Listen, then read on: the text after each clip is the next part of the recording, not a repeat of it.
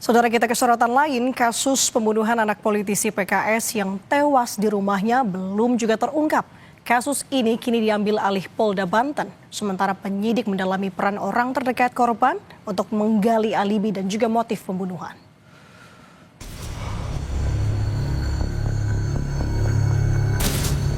Hampir 2 pekan, polisi belum mengungkap siapa pembunuh anak politisi PKS yang tewas di rumahnya. Dari hasil pemeriksaan saksi dan otopsi, korban tewas karena luka benda tajam di tubuhnya.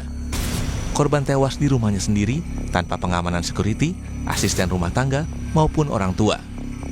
Bahkan CCTV yang berada di setiap sudut rumah tak berfungsi saat peristiwa pembunuhan terjadi.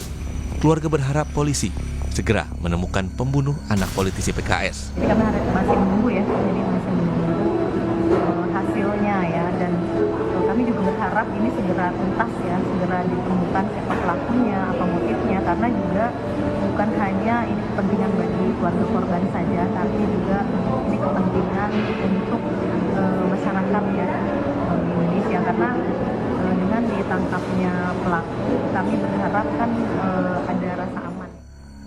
Sementara Kapolda Banten bilang, hingga kini penanganan perkara masih dalam tahap penyelidikan.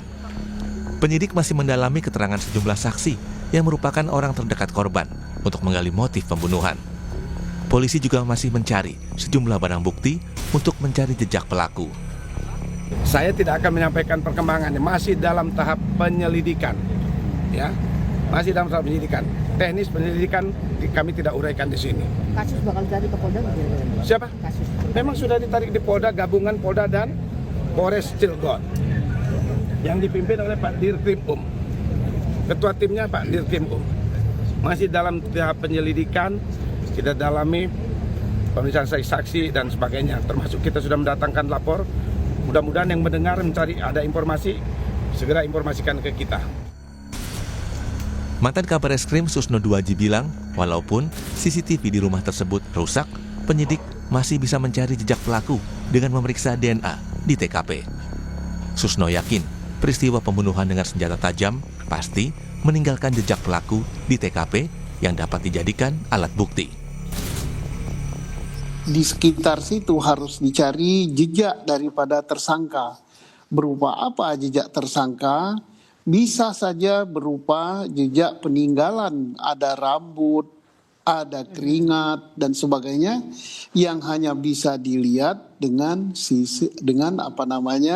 DNA. Berarti kalau tidak ada CCTV, lantas perkara ini menjadi mustahil untuk diungkap. Tidak, masih ada sidik jari, masih ada DNA, masih ada bekas-bekas yang lain, masih ada alat. Jadi di sekitar TKP yang terdekat, yaitu di ruangan itu, ada tidak alat yang tertinggal.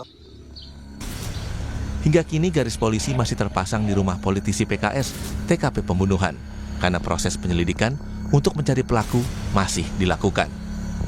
Tim Liputan Kompas TV.